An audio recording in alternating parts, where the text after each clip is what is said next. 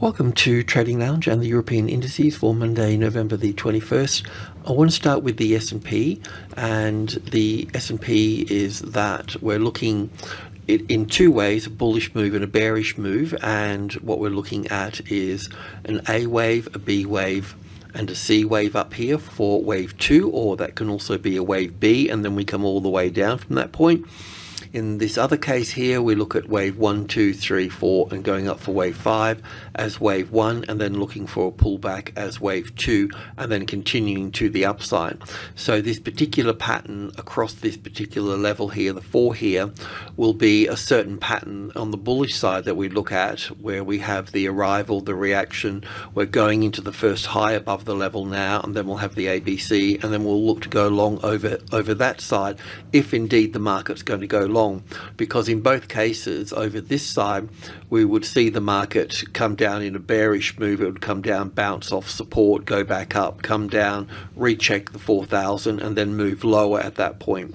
So on the long side, we will go with that top there, then bring it down, and then we can also bring it down further and refine things. But basically, in a nutshell, we're looking for an A and a B and a C wave, and when that pulls back, if it continues to move down, well, then we'll be on the short side, but here we'll also need to be looking on the long side. So this wave 4 to wave 5 here, this last little stretch here, and on Thursday they have Thanksgiving, so the volume will be low into Wednesday, but on Wednesday they also have flash PMI and a few other data points coming out as well. So but we'll just be looking at this leg here.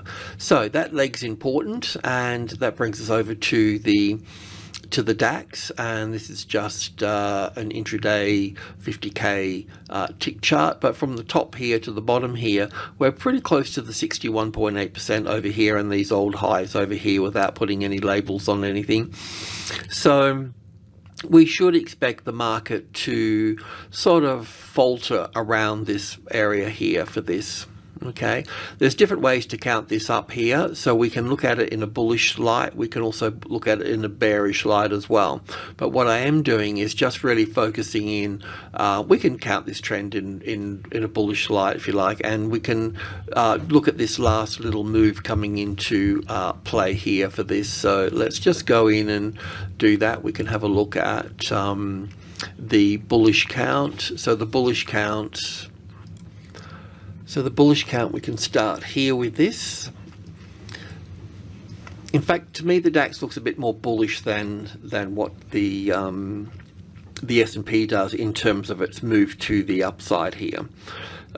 So we could look at this as wave 1 and 2, and 1 and 2, and 1 and 2, and then 1, 2, 3, 4, 5 for the third wave, fourth wave, and then 1 and 2 and 3 and 4, and then we're counting up here for wave 5. Now, in this case, I can see that it's a much more bullish scenario here, because we would have this wave 5 to come into play, a wave 4 and a wave 3 and a wave 4 and a wave 5. This will take us up for a larger wave 1 across the 15 mark here, 15,000 and so on at this point. But we know that 61.8% retracement level is up here, so this is where it could get a little bit sticky. So with the S&P, it's possible for it to fade at this point and move down. In fact, we're starting to see some of the tech stocks deliver 5 waves to the downside. So there's a reasonable case for being bullish, and there's a reasonable case for being bearish. So what I need to do is simply work each structure to its point and then make decisions from that point. So all we're going to do is take one step at a time, and we're just really interested in this particular move here. So let's just go have a look on the intraday. I can't remember which ones were updated. I won't go to that one because that's even a bit more of a bullish count. So let me just check here for a moment. Come back into the beginning of the week. Okay, so this one's fine. So last time we spoke, we were basically looking for this 38.2% retracement level there. So that's coming quite nicely. There probably is a case for putting wave 4 here with an ABC pattern here, but yeah, I'd have to do a little bit of fancy footwork to make this an expanded flat correction for wave 1 and 2. So I won't go there with that. We can see the size of wave 1 here and the size of wave 3, so we should expect this to be, you know, somewhere in, you know, moving up. I'm thinking into that Wednesday space will continue to move in that area there. There will be stops along the way though. Just have a look at, let's just go from 5,000 to 100 so we can just sort of understand that pattern there a little bit better at this point. So that's our wave 4 here. So wave 3, an A and a B and a C for wave 4. So yeah, this what's what I wanted to have a look at. So support on 14,300. The 300 is really important because it's the top of group 1 of 14 here, and also it's a really nice little trade setup too, if I can just sort of hone in on that for a little while. So you can, I mean, the question to ask yourself before you go into a market is, obviously you need to know where to put the stop and where to get in, and you got different things for that. But like for me, I have to sort of, if I was going to go long anywhere in here, I would have to ask myself, what's the closest largest number, and is that closest largest number, has it been tested as support yet?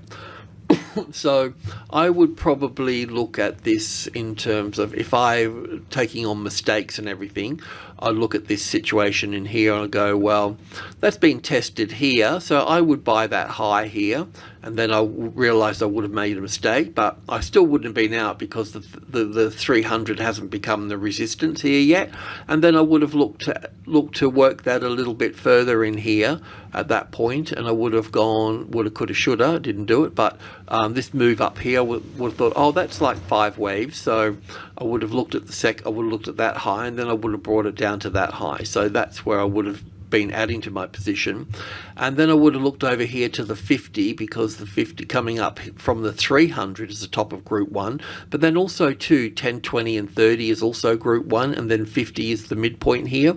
So I also would have been looking at the 50 here, looking at some sort of pattern here, trying to ask myself, is that support there or not? Now it's easy in hindsight, I understand that, but I think it's okay to talk about hindsight in terms of you know, because I basically do the same thing all the time, you know, so of course the patterns can be a little bit differently, and sometimes you don't get it right, but I need to know what the support is, I need to know what that largest number is, and then I need to know what I'm facing next, because from 300 I always try to go, well, from 300 the market normally goes quite smoothly to 500. Obviously we had the weekend in the way in the end of the session and stuff, but normally if it wasn't the weekend that would have just normally moved up. But here we got 1 2 3 4 5 for 1 and 2, and then we got 1 2 3 4 and probably 5 to here or here. I have to have a bit of a look at that with another wave 4 here, so we could probably put this here and then put a wave 4 in there. Do we have one? So at minimum we could be near a top here already, but I don't think that's the case, and then a wave 5 up here. So we'll probably end up looking at this. I'll have a look at the stock 50 in a moment and then that would make this wave 5 at this point. So all we really need to do is make a high above here for that. So technically we could have that in there as a high, but I'd probably also be looking at this as wave 1 here and coming back for wave 2 here. Now this 500 here, 5 is the second strongest number, so we've got a really good support on top of 300 here. You know, this, if you just took this as the accumulation process across here, it should take us much higher. So what we want to look for at the 500 there, you need to ask yourself the same question, is that support? Do I have a pattern like this here, the arrival, the reaction, the first high above the level and sitting over their support? You could get it like that, or it might be a bit more simple. It may not drop back below the level here, it sort of steps up on stairs and goes up, but that retest here is what you're looking for, and then a break into new highs at that point. Let's just have a look at the stock 50 for a moment. Yeah, stock 50. So let's just look at this. So that's 1 and 2 go 1 2. We could put all that together as 1 2 3 4 5 for 1 and 2. Nice little third wave. So this looks like a little 1 and 2 here. So it's kind of doing the same thing in a way. So we can go 1 and 2 here, that we might need to expand this up. 1 2 3 here. At the end of Friday's session, everything's being sold off, all a bit wonky, and wave 5 up there. So So that will probably, this is still a little bit short, I think, for what we're looking at here, and it'll be probably pulled up to this number here. So it could be 1 and 2 and 1 and 2 here as well. It's either that, or we'll put wave 1 where this 5 is here, and then look for wave 2 to come back. But this strong accumulation process across here makes this too short at this particular point in time. So, but it could be, you know, that wave 5 coming in here. So if you count 1, 2, 3, 4, 5 up here to the 39.40, 39.50, because you want to take the top out there, and that's at 40, so 50. So that would be your target area at 50 at that point. That could be a top in place at that point, but I would imagine it will go further, but depend on the sentiment. To keep an eye on how Asia opens and moves along. And also the FTSE as well. We're looking at this being a wave 4 here, and then looking for it to move up higher at that point. So so we had 7.5 in mind, so we can just sort of stay with that. It hasn't, we can see that this is corrective in here, and we can also see that it hasn't made a new high above here yet. So that will have further to move up, but that 7.5 will be the target area for that. Moving over to the FX, and starting with the US dollar index here. So let's just get a little bit more data in here, at least on this leg. So from this leg here, we've been looking counted down as wave 1 and 2, so that all went fine, and then we counted down as 1 and 2 and 1 and 2 and 1 and 3 and 4 and 5. So we've got 3, 4, 5 here for that. So all of the third wave is neat and tidy. All wave 1 is neat and tidy. So then we're just looking for wave 4. We know wave 4s are sideways and complicated, and it's sometimes they're easy to get, but most of the time they're difficult to get. So the wave 4 can pull back to the wave 4 of one lesser degree, or to the upper end of this rectangle box here to the 38.2%. So at 107, this is a CFD product. So so I don't know if I can jam like from wave B here. I don't know if I can jam, I mean, I can count that to 5 waves to here, and I could probably go to here or here on this, but I'm sort of like, feel like I'm jamming it in there a little bit. But I do have, you know, to get an A and a B and a C to here, I feel like I'm jamming. I don't know whether, I mean, all of this could be wave 4. We could be wave 1, 2 here, 3 here, sweeping down for 4 and going up for 5 here to this, you know, into this area here. I don't know. I can't see that. But it does look a bit impulsive to the downside here as 1 and 2 and 3, A, B, C for 4, down for 5. So some sort of A, B, and C up here for 2, I'm sort of thinking. If that does get breached here, that means you can be long on indices and pound and euro and you know, Aussie and a few other things. So that needs to be breached to let us know that we're on that, going from wave 4 up here down to wave 5 here. This could get more complicated, and you know, it could turn into, out of the dozen different corrective patterns, it could be any of them pretty much, but let's just see if that starts to fade. It's trying to find support on, I mean, this is 5 here, so the next number down is 3, and the thing is after 5 is 8, which is up here. So 5 and then 8, and when we talk about 8, we talk about group 2, which is 65. So this 650 here, 1065, and 72 here. So it's trying to find support on the 65 number. But is that support so far? No, it's not. So we want to see that failing, that, you know, at some point we want to see that retest. It's retesting it now.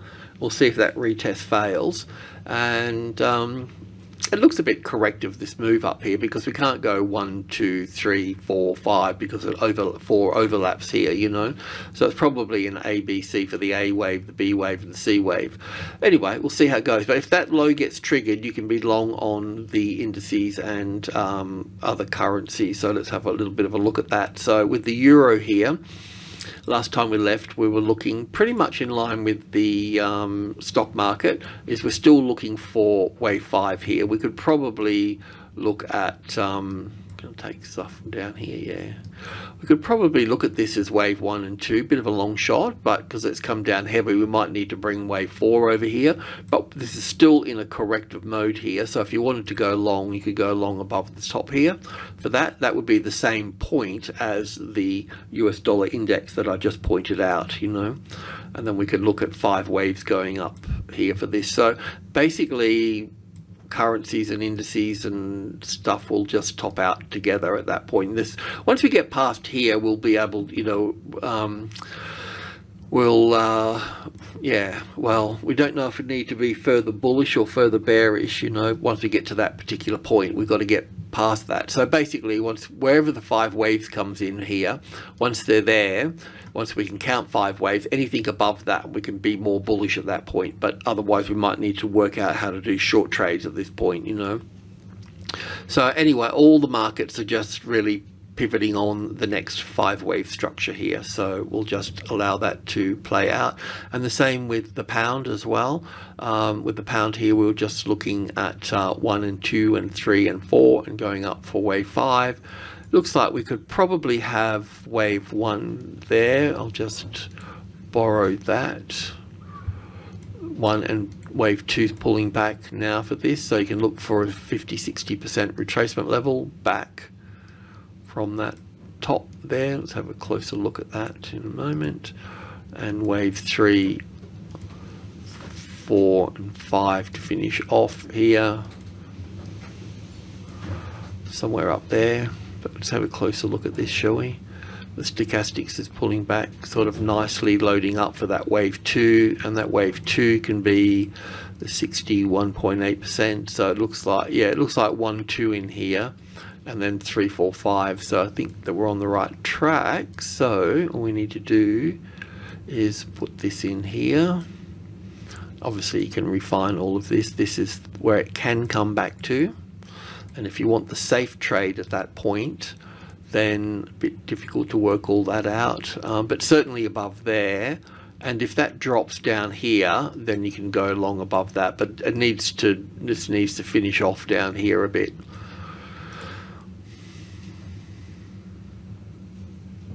Anyway, you can sort yourself out there, but that's all pretty sort of simple at this point. Alrighty, I'll leave it at that. Thanks for tuning in. Cheers.